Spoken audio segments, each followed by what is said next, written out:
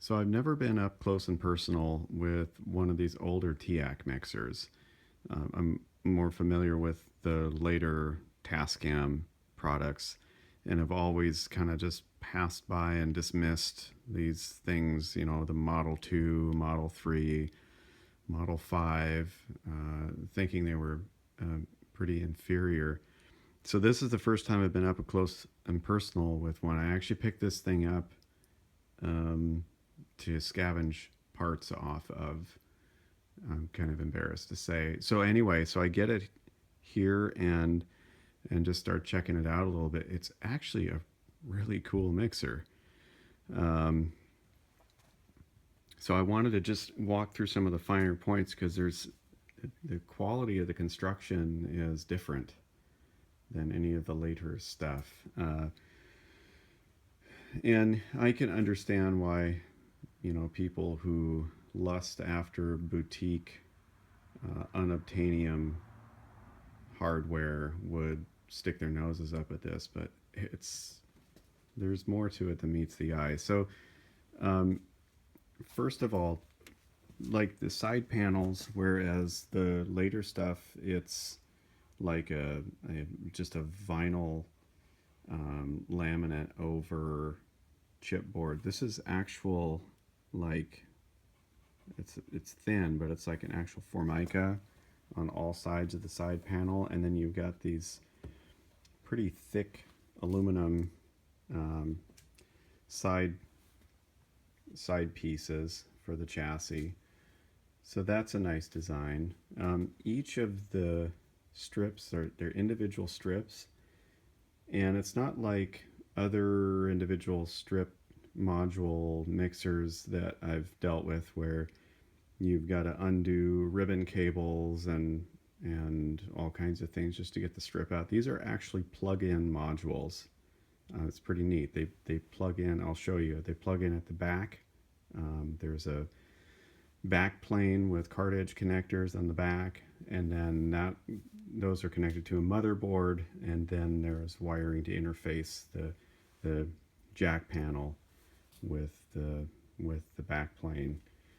Um, you've got four nice big VU meters, one for each subgroup, and then it looks like one that's source selectable between the aux bus and the effect bus. I don't know if it does something else when it's in center or if that's off. I haven't really read the manual yet, so. And it looks like pretty basic and simple, but it's really got a pretty nice feature set. It does have a mic trim control, and a selectable pad -20 and -40. So the mic inputs, which are on XLRs, could serve as balanced line inputs with this selectable pad, and these are transformer balanced. So which adds color, which can be desirable.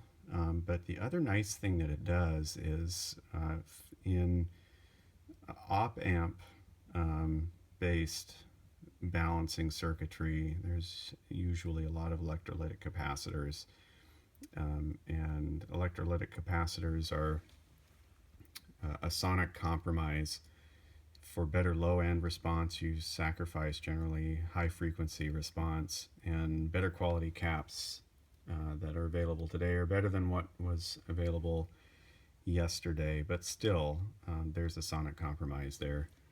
Anyway, so you've got your mic trim and your selectable pad.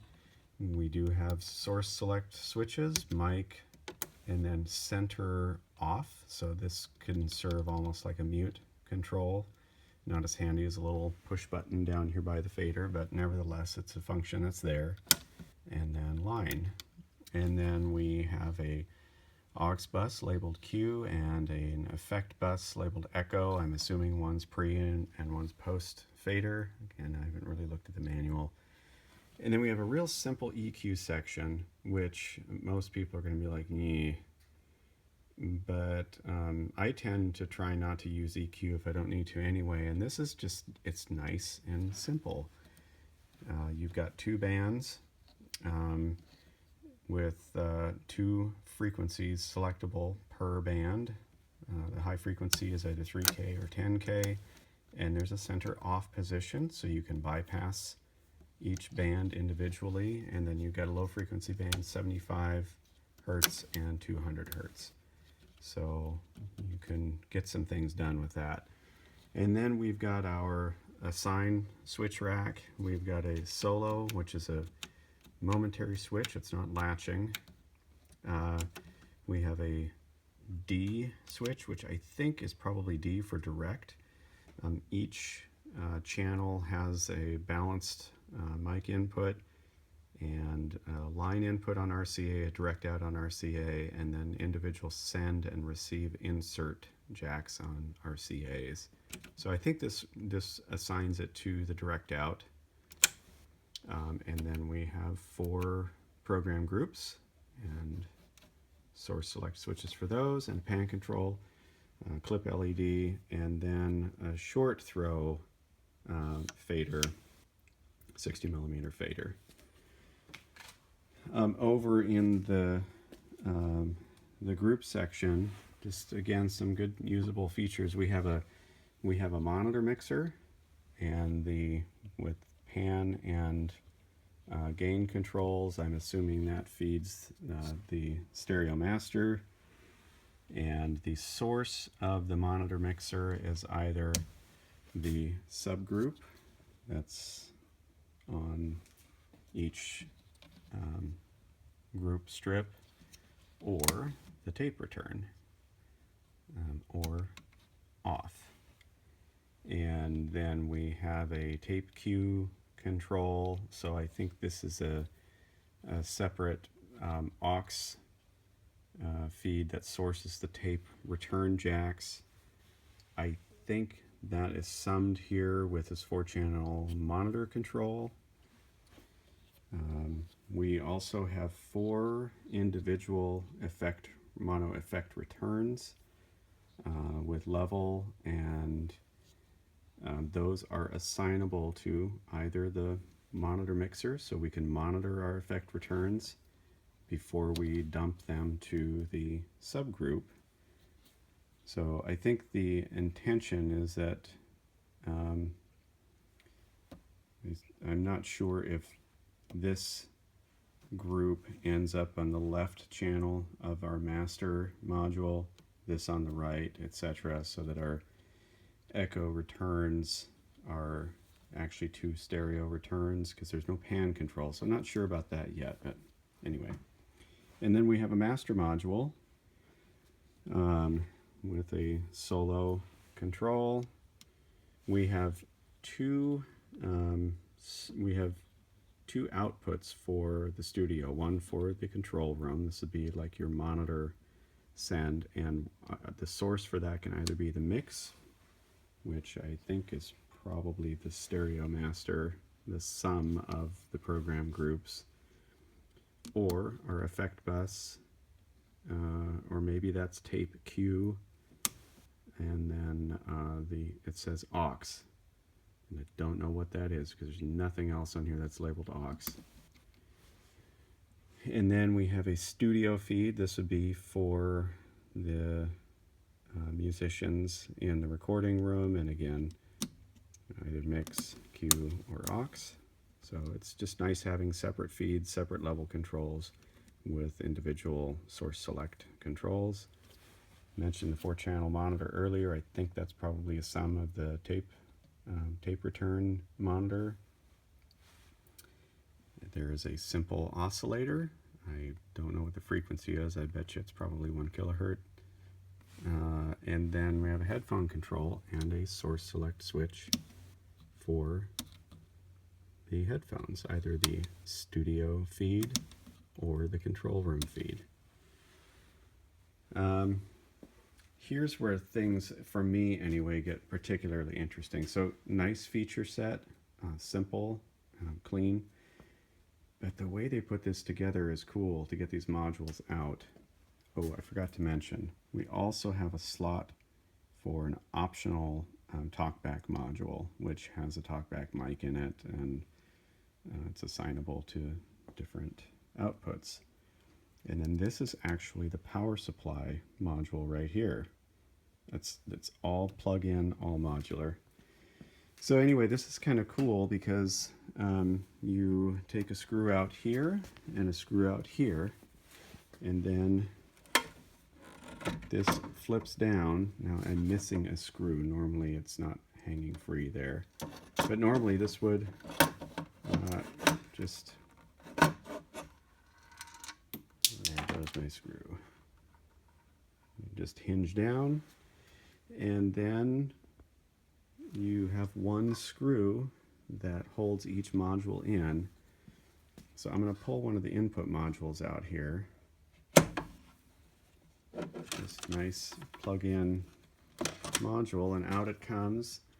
Same type card edge connectors you might find on Ampex equipment, and there's a heavy gauge zinc oxide plated steel pan that goes under the cards and holds the back plane. This is really, it's heavier gauge steel than you would see on more contemporary stuff.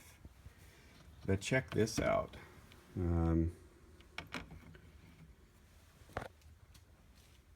So that's it. This is all hand wired,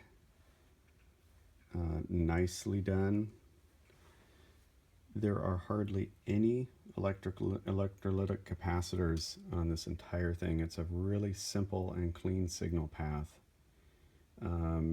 And we have just 2 op amps. So it's just a really simple and clean signal path, and just even looking at how the PCB is laid out with the components, more care and attention than later more densely packed boards. The op amps that are on here are 4559s, which is, my understanding is it's a lower, possibly lower distortion, better slew rate version of the 4558. These were then, I mean, these would be cutting edge at the time, so Teac didn't spare any expense on what they selected to use for the op amps. And I'm assuming this cap is in the feedback loop of one side of this op amp right here, and this is a polystyrene capacitor, which are considered best for audio. They're more fragile in terms of how they handle heat when you're soldering them in and such, but these are considered to be a more expensive and better sounding cap for feedback loops on op amps. So again, just nice selection of components. But look, you've got 1, 2, 3, 4, 5, 6, 7, 8 electrolytic capacitors, and that's it. So anyway, and then just the entire module frame is on that pretty nice quality zinc oxide plated chassis. I mentioned earlier the power supply is on this plug-in module, so I'll just pull that out. Again, same frame construction, and everything's right here. Anyway, it's just cool. It's not what I was expecting, and you know, I can see where some of this couldn't last in terms of production and being marketable, because they were working harder and harder at meeting certain price points. But I think maybe people don't appreciate what's in these older mixers. They don't make them like this anymore. So I haven't listened to it yet. I don't even know if this thing works, but I'm curious, and I'm curious what would happen with replacing these electrolytic capacitors with modern variations, audio grade caps, and even trying some different op amps in here just to maybe improve on the clarity of the 4559s that are in here. So anyway, little tour of the Teac Model 5 mixer. And this, by the way, I think this is a 5A. It's the second revision, but pretty cool. Hope you enjoyed the tour. And we at least have one working meter lamp. Yay!